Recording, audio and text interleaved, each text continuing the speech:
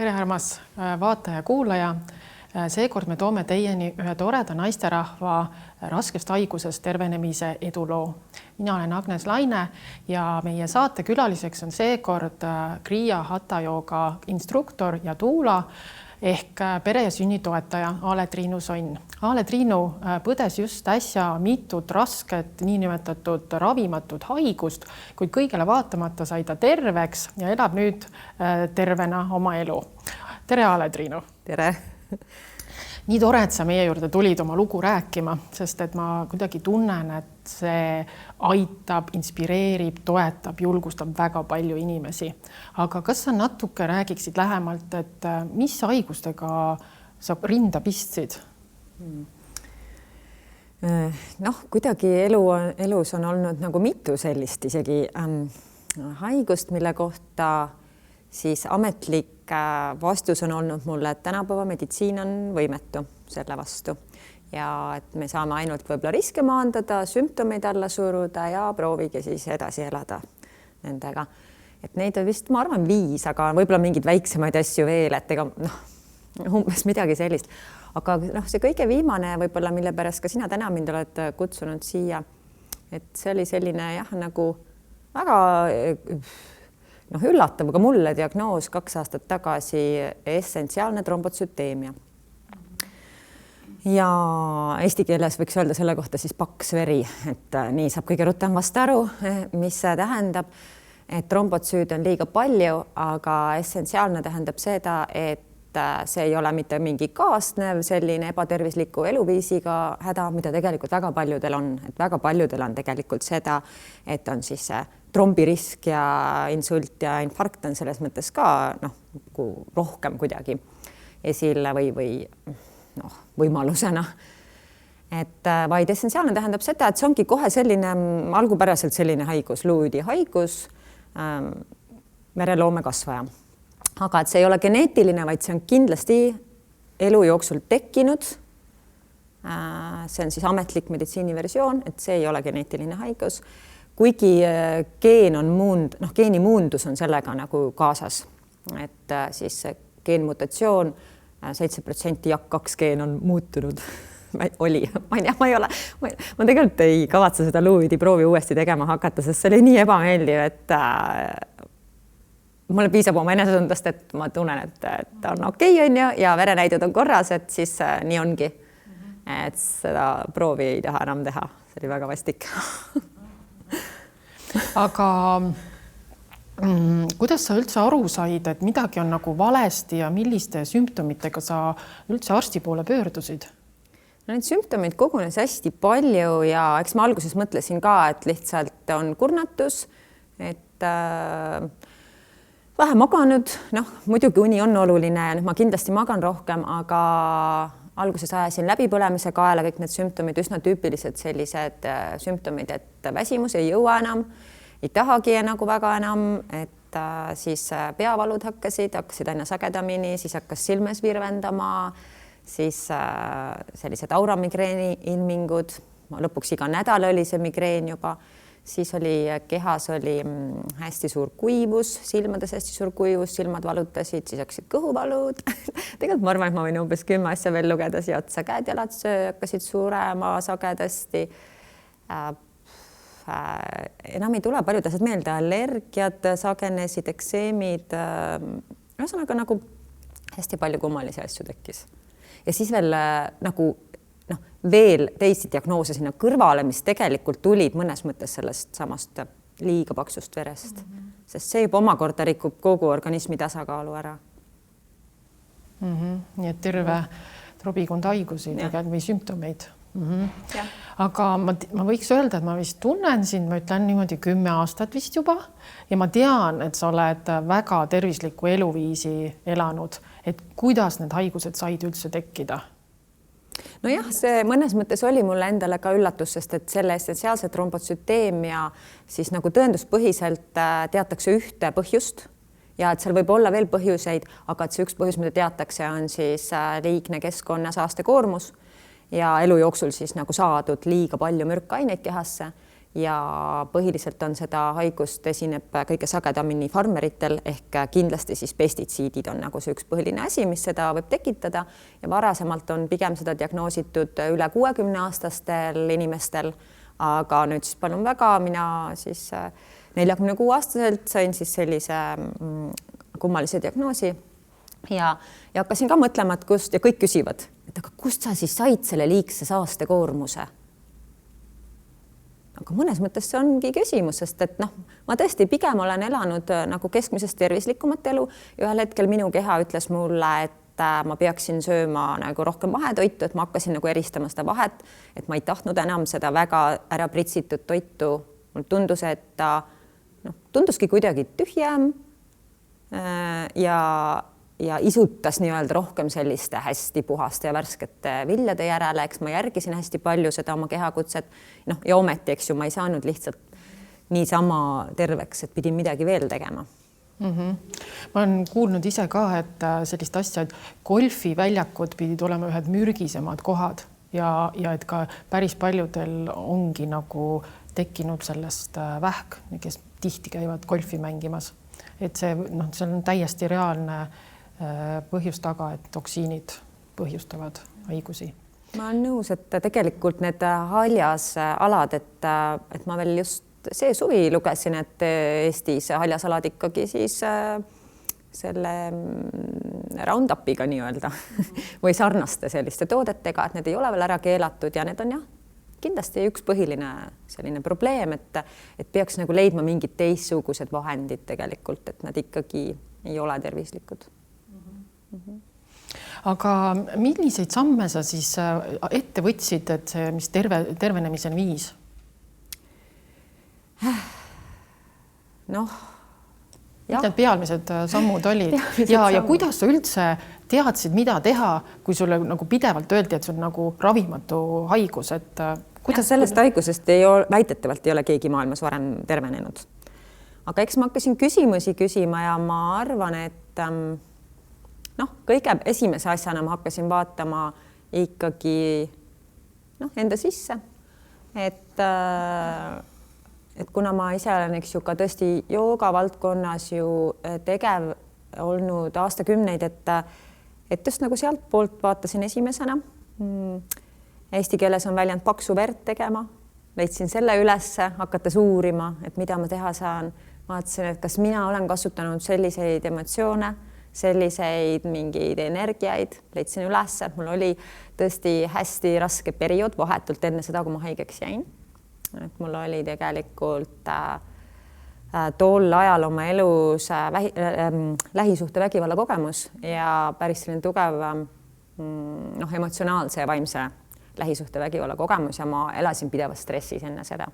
Ja ma hakkasin nagu sealt poolt lahendama tasapisi, et ikkagi, et kuidas ma siis saan endast ka need minevikuga seotud emotsioonid vabaks ja ma arvan, et see on tegelikult üks väga suur selline alustala, mis aitas mul terveneda ja teine on siis nagu toitumise põhine, keha puhastamise põhine ja kolmas on võib-olla selline nagu enda otsus või valmisolek võtta vastutus üldse enda kätte. Et tegelikult ilmselt minu hematoloog ei olnud harjunud sellega, et ma võtsin kohe vastutuse enda kätte. Tema on harjunud sellega, et küsitakse, et nii, et arstid, et mis nüüd te teete, et kuidas te aitate mind. Aga ta ütles üsna kohe, et see on ravimatu haigus, et saab ainult riske maandada ja väga selliseid tugevaid ravimeid kasutada, millel on oma kõrvaltoimed ja kuni siis luuüdi siirdamiseni välja. Ma sain aru, et ei, et see, ma kindlasti ei taha nagu seda teed minna, et ma tahan midagi ise ära teha. Ja ta ütles mulle ka, et aga ei ole tõendatud, et saaks midagi ise ära teha. Ja siis ma ütlesin, et ma proovin ikkagi, et ma vaatan, ma uurin ja siis hakkasin ise uurima. Ja muidugi paralleelselt siis ütleme siis emotsioonide lahendamine kindlasti, et ma ise kasutasin küll ka erinevaid meetodeid ja tehnikaid, aga kõige tõhusamaks ikkagi osutus siis selline asi nagu teadliku muutuse kunst ehk TMK on see lühend.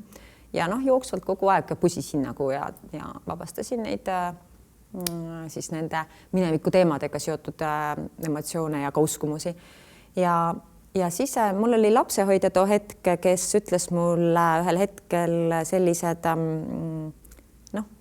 andis mulle selle informatsiooni edasi, mis ma siis täna ütlen ka, et need, kes kuulavad, saavad ka sellesama sellise toreda teadmised, aga et loe sellist raamatut nagu Kuidas terveneda lõplikult meditsiinimeedium ja autor on Anthony Williams. Ja siis mul ei olnud nagu aega lugeda, et ikkagi 3 lapse kõrvalt ja tegus inimene ja aga siis ta andis mulle ka mõned mõtted edasi seal, et tuleb oma menüüd muuta, et tuleb välja jätta toidust muna, gluteeni sisaldavad toiduaineid ja piim. Ütleme, et seda gluteeni ja piima ma olin niikuinii väga palju vähendanud aga muna ma ei olnud nõus välja jätma, et ma ütlesin ei, et ma söön seda ökomuna ja et see on nii toitev ja nii hea ja siis vaidlesin talle vastu. Aga mingi aja pärast ma siis ikka kurtsin, et mul on nii hulluks läinud ja mul on nüüd juba enam peavalu üle ei lähegi ja et ma pean vist EMO-sse minema. Ja siis ta ütles, et sa pead ikka selle nagu ette võtma, selle raamatu ja proovima, et see võib sind aidata. Ja ma ütlesin, et aga see on ju ravimatu haigus. Kuidas see mind aidata saab, et see ei saa aidata asja, mis on ravimatu. Siis ta ütles, et jah, et ükski inimene maailmas pole tervenenud varem sellest haigusest, aga varem mitte kunagi pole olnud seda teavet. Mitte keegi pole varem kasutanud seda, mis on siis seal meditsiinimeediumi raamatutes, et see on nagu ikkagi nüüd tulnud selline info tänapäeva inimesele, tänapäeva haigustega, et nende probleemidega, millega me silmitsi seisame ja siis ma proovisin. Hakkasin vaikselt pihta, ega ma väga fanaatiline ei olnud, et rahulikult ja kuulasin oma keha. Ja üsna kohe läks paremaks. Ma esimese asjana võtsin sealt raamatust, mis mulle meeldis, võtsin kasutusele selle vee hommikuti joomiseks. Ja see mulle tõesti meeldis ja ma siiani iga hommik absoluutselt joon seda. See on riivitud ingver, lihtsalt toasooja vett, et ma ei keeda seda, ei pane keeva vett peale, aga ta on selline soojamapoolne talvel, et ma kindlasti ei joo külma vett. Riivitud ingver siin sees ja siis laimi pigistan. Võib ka sidrun olla, et kuidas kellelgi, aga minule meeldib laim ja kes tahab, võib mett panna, aga mul isegi ei ole mett, sest ühel hetkel mul kadusid ka need hullud magusõisud ära, mis mul vanasti olid, et kui ma oma toitumist muutsin, siis keha läks nii tasakaalu, et mul ei olnud enam külm, vanasti ma kogu aeg külmetasin. Talv on mõnus, on ju, ja mul ei ole neid magusõisusid enam, mul ei ole sellist tunnet, et mul on kogu aeg puudus millestki. Et sellist nagu emotsionaalset söömist ei ole enam, et lihtsalt loksus paika. Et jah. Sa olid seal Facebookis kirjutanud, et sa tegid ka mingi ligi 5 kehapuhastavat kuuri, maksapuhastus. Jah, seda ma tegin natuke hiljem, et ma ütlen, et niimoodi väga nagu hullult fanaatiliselt ma ikkagi ei lennanud peale sellele asjale, et hakkasin selle ingveri, alguses sidruni nüüd ingveri laimi veega pihta. Siis sellerimahl tuli juurde, et sellerimahla ma joon ka iga päev, nüüd olengi siis 2 aastat juba joonud. Ja siis kohe nagu natuke enesetunne läks paremaks, kadusid seal kohe mingid väsimused ja mingid kehakuivused ja ma kohe tundsin, et jah, sobib mulle, õige tee, ma jätkan. Aga siis see võttis enne aega vist 5 aastat, kui ma oma peas nagu suutsin lahti muukida, et ma üldse enam ei söö võid ka mitte, et ma ei võta rukileiba ka mitte, et ma ei võta seda muna üldse. See võttis mul umbes 5 aastat aega, enne kui ma nagu suutsin, kuigi ma olen nagu iseenesest selline avatud meelega ja valmis proovima.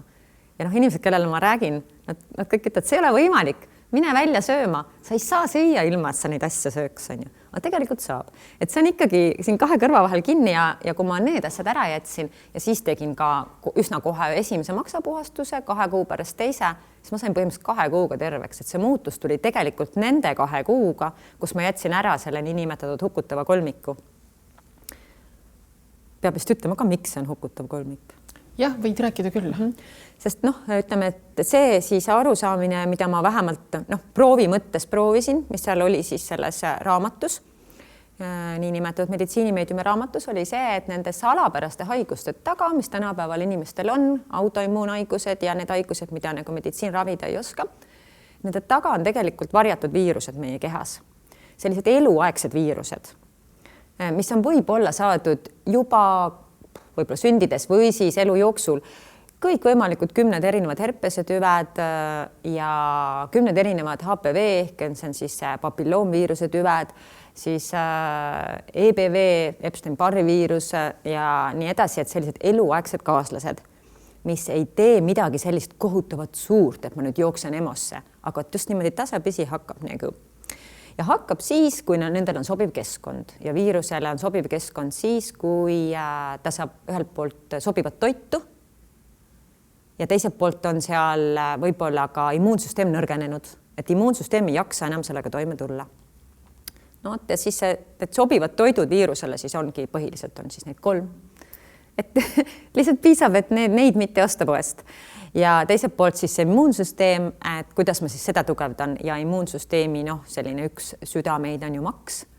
Ja siis see maksapuhastus tähendab, et ma lihtsalt selle immuunsüsteemi põhilise organi võtan hoole alla, toetan teda ja millest puhastan siis nendest raskemetallidest, toksiinidest, pestitsiidide, jääkidest ja kõik need keskkonnasaaste, mida siis on liiga palju tänapäevasel inimesel nagu kogunenud.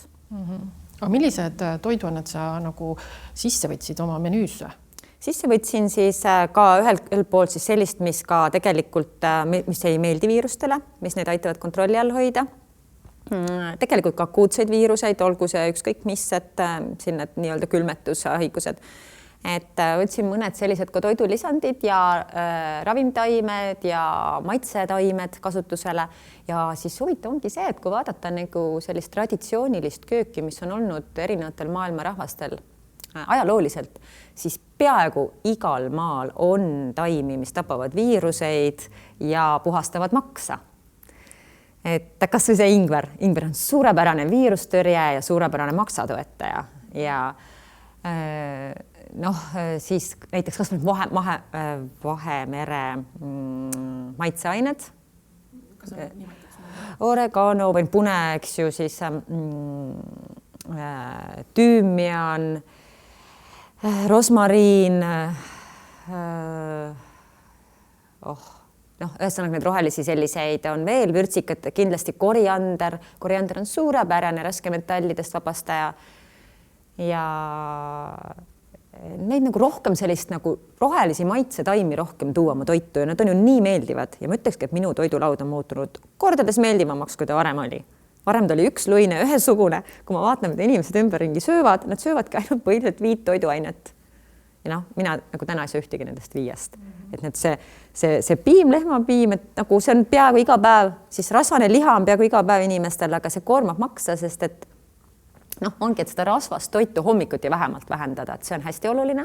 Kuskil 12-ni siis. Kuni lõunani jah, et see hommikupool mitte seda rasvast toitu süüa, et see on siis see, mis aitab maksal lihtsalt palju rohkem taastuda, et mitte ainult öö, puhkeaeg ei ole see aeg, millal maks taastub, vaid ka siis see hommik jääb talle nagu taastumise ajaks, et nii kui me esimese rasvasampsu võtame, siis maks on seotud ju sapi tootmisega, mis lõhustab rasva, et siis maks asub tööle. Maksal algab tööpäev hommikul, nii nagu sina hommikul vara istud autosse, hakkad kihutama, et maksab kohe rassima, nii kui me selle rasvasampsu hommikul võtame.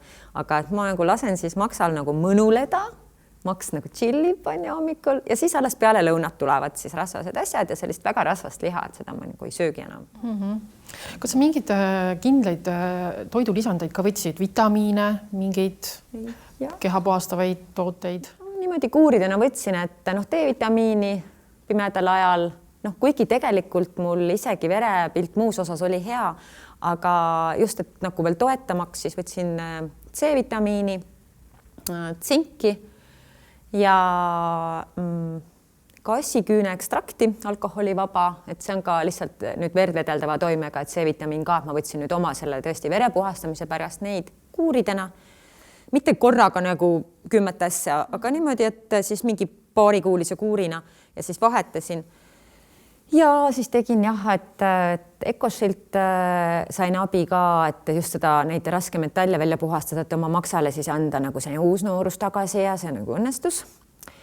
Et siis kasutasin seda Ecoshi Detox sellist valmis segu, see oli lihtsalt super mugav, kui näiteks ka reisile minna, et kas või siin Eestis reisides, et siis sai veel reisida ka. Sa mõtled seda kehapuhastust või siis seda soolepuhastust kiuda? Kehapuhastust, see ongi tegelikult raskemetallide väljaviimiseks siis selline segu, et kus on siis mustikad. Enamasti ma tegelikult teen seda värskete mustikatega võimalusel või sügavkülmast metsamustikatega, Eesti oma metsamustikatega, aga see Ecoshi segu on siis, kui oli see kiire päev, et siis ma segasin ta lihtsalt vette ja seal oli see mustikapulber valmis, see seal olid need teised komponendid, et üldiselt on nagu 5 komponenti, millega saab raskmetalle nagu aidata kehast väljutada ja mustikas on üks, et mustikas on minu lemmik vili, totaalselt elupäästja. Väga tore. Mul on väga hea meel, et sa tõid vestluse alguses välja, et mis nagu põhjustab haigusi.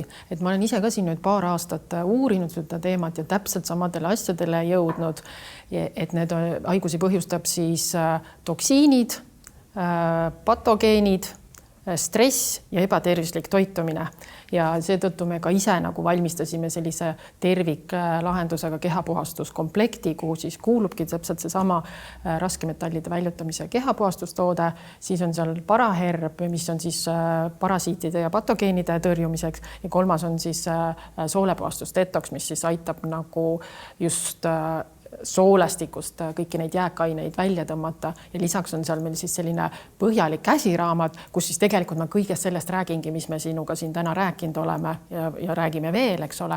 Ja siis on seal veel selline spetsiaalselt sukene üks osa räägibki sellest emotsioonide juhtimisest, et aga ma küsiks sinu käest veel lisaks seda, et kui kaua sul võttis aega, et päris terveks saada ja mis tõestas, et sa oled nüüd terve? Sa küll korraks mainisid, aga selles mõttes raske öelda, et võib-olla see pool aastat, kui ma niimoodi jupiti järgisin nagu sellist enesetervendamise süsteemi, nagu ma nüüd praegu järgin, et see võis olla ju ettevalmistav.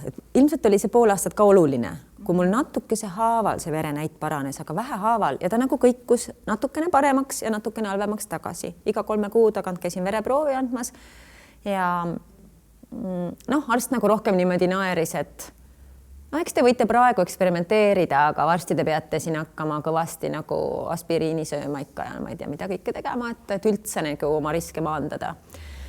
Aga siis ta nagu tunnistas, et jah, et teil ei ole hullemaks läinud, et seda me võime öelda, iga kord tunnistas ainult seda. Aga siis ühel hetkel ta hakkas nagu vaatama, et aga tegelikult see näite hakkab nagu langema süsteemselt, see oli siis, kui ma võtsin need maksapuhastused ette. Ja siis sellise nagu radikaalsemad välistused, jätsin tõesti toitumisest välja nagu ikkagi mitu toiduainet. Ja siis põhimõtteliselt juhtuski esimene kord, et näiteks normi. Mul oli ikkagi väga normist väljasse. Et ma ei hakkagi numbreid praegu ette lugema, aga ja siis ta veel korra ei uskunud see arst, et et see on nagu korraks võib nagu võib-olla, et see võib-olla ei olnud väga hästi võetud vereproov. Aga siis näidanud läksid nagu ikkagi aina allapoole läks see nagu sinna normi äärde püsivalt jäigi on ju sinna normi lähedale ja siis nüüd viimane kord siis ta nagu tunnistas ja küsis ka, et mida te olete teinud ja kirjutas kõik ülesse. See on super, see on väga super. Ja. Aga kuidas siis tuled sa päev, sa pead tegema päevas 3 korda, võib-olla ma ei tea, mitu korda sa päevas sööd eri menüüsid või sul on nagu terve perele on üks menüü, et kuidas sa sellega toime tuled nagu päevas ja kus sa neid puhtaid toiduaineid saad? Näiteks selle. See on väga praktiline küsimus. Jah, et ma olen selle asja niimoodi lahendanud, et ikkagi win, et kõik võidavad. Et mul ikkagi kogu pere saab ühte sama toitu. Nad on kõik rahul, et on rahul siis teismeline laps ja on rahul need väikesed poisid ja on mees rahul, kõik on rahul. Koer sööb oma toitu, koer ei söö minuga sama toitu. Et me ei jää millestki ilma, et meil on need pastaroad, meil on need maailma rahvaste toidud, meil on tompkaasupp, küll vegan variandis enamasti, aga ise teen, küpsetame, hetkel mul ei ole ahju, sest ma kolisin ja ma ei ole uut kööki jõudnud veel majja saada. Aga et enne seda sai küpsetatud kõvasti, iga päev tegin kooke, mitte millestki ilma ja kommid laual, kõik on rahul. Ja, et selles mõttes on võimalik, tõesti on võimalik. Leib sai on laual või on kaerapiimast tehtud. Ise teed? Ei tee ise, ma ei jõua lihtsalt. Tegelikult võiks ise leiba küpsetada, võiks ise teha pähklipiima. See ei ole raske, aga ma lihtsalt ei jõua 3 lapse kõrvalt ja maja ehitus ja tööd teen. No just, eks ju. Et ma ikkagi ostan ostan ja ostan. Jah, kus kohas sa ostad neid puhtaid toite? No ostan Eesti oma ökopoodidest, ostan talunikelt, et mul on ka sellised otse talunikult süsteemides osalen, toetan, eelkõige tahaks toetada tegelikult just seda Eesti talunikku, see ikkagi on puhas toit, eriti kui ma tean, et ta ei ole kasutanud siis keemilisi väetisi ja pestitsiide ja siis ikkagi ostan tavapoest ka ja tavapoodides on tekkinud tasapisi seda, mida mina söön. Enamus poodi, nii et käin ringi ja vaatan ainult needsamad 5 toiduainet. Kõik on ainult eri kujuga nisumakaronid, tohutu lett, niimoodi pikk lett, vaatan kõik nisu. Aga siis ma lähen sinna teise letti, kus on selline väikene lett ja ma leian sealt selle quinoa makaroni. Ma käin ka viimasel ajal Rimis ja seal on nagu üllatavalt palju mahetoitu tulnud ja mul väga meeldib see. Ja, aga me olemegi praktiliselt juba lõpusirgele jõudnud ja viimane küsimus, et kuidas käib tervenemise otsus niimoodi, et sa nagu ei langeks mõne aja pärast tagasi sinna harjumuspärase toidu juurde? Kuidas teha nii, et nagu see võtab võib-olla tervenemine aega mingi 1,5 kuni 2 aastat, et sa oled distsiplineeritud, sa järgid seda, mis sa oled ette võtnud ja see ei ole ju ainult see 1,5 aastat, see on tegelikult ju ülejäänud elu pead sa nagu niimoodi ju jätkama sisuliselt, et sa küll natuke mainisid, aga kuidas käib see niisugune sisemine otsus, et nüüd ja nüüd kõik rohkem ma enam ei puudu neid teisi toiduaineid ja jätkan, lähen edasi. Seal peab olema mingisugune lihtsalt avatud meel, et see on tegelikult võimalik, et ma ei ole andnud kogu oma,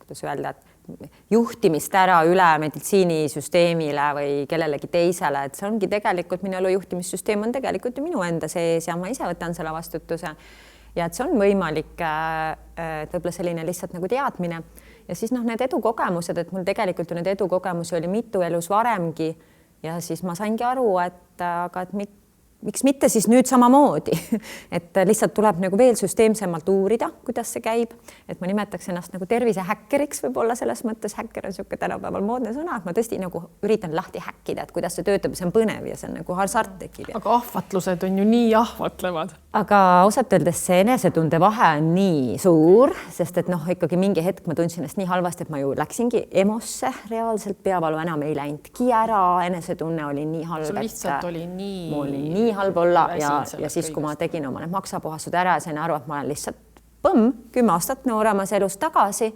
et siis see vahe on lihtsalt nii kolossaalne, et ma nagu selles mõttes isegi mul ei teki seda küsimust, et ma ju tahan ennast hästi tunda, et olla nendes sõltuvustes, need on kõik sõltuvust tekitavad ained, millest ma vabanesin, kaasa arvatud valge suhkur, eks ju, gluteen on väga-väga sõltuvust tekitav, kaseiin samamoodi, need juustud on tohutult sõltuvust tekitavad. Et olla lihtsalt vaba sellest nagu, et mingi ora otsas nagu olla kogu aeg, olla sellest vaba, et see on selline kergendus ja aga kas sa siis kasutasidki seda DMK meetodit siis ka nendest vabanemiseks? Kogu aeg, jah? Absoluutselt. Ja see toimis? Ja ikka seda stressi ju tuleb, ma ei saa välistada seda stressi tänapäeva inimesena, et see on niisugune pidev enesehügieen. Nii nagu hambaid peseme, et tegelikult iga õhtu, iga hommiku ja vahepealsetel pausidel ja ka jooksvalt, kui tekib võimalus, et natukene nii-öelda skanneerida oma sisemust, et vaadata, mis on tekkinud praegu. Ma leian üles, hetkel mul on väikene ärevus siin sellest kaamerast, et ma leian üles, et mis mul hetkel on ja võtan siis selle momendi, et austada iseennast ja vaadata, et kas või lihtsalt ohkan välja, kui ma muud ei oska või lähen DMK koolitusele. Mis iganes, et need võimalused on tänapäeval olemas. Ja, aga kas sa jätkad nüüd kehapuhastustega? Mina olen täiesti kindel, et ma ei taha enam tagasi minna selle tavalise, ütleme, kastis toitumise peale, kus mul on põhiliselt ainult 5 toiduainet ja ma pean sööma nagu iga päev ühte sama asja, et ma ei taha selle peale tagasi minna, sest mind inspireerib see, ütleme selline nagu mängulisus ja looming, mis kaasneb nende erinevate taimedega, mis on kõik kasulikud ja maitsvad ja ilusad. Tore, aitäh sulle. Olemegi jõudnud lõppu ja ma tänan sind, Taale-Triinu, et sa tulid meile oma lugu rääkima ja minust on hästi oluline teadvustada, et me tegelikult natuke elamegi sellises toksiinide ja viiruste ajastus, aga kui me juba seda teadvustame, siis me saame ka ennast kaitsta ja me saame ka oma need tekkinud kahjud tagasi kutsuda paranemise teele, et see on minu arust nagu ülioluline teadmine ja ma tänan sind väga, et sa tulid seda meile rääkima. Aitäh sulle! Aitäh sulle kutsumast ja minu viimane lause on, et keha on ise tervenev, toeta tema tervenemist. Aitäh sulle!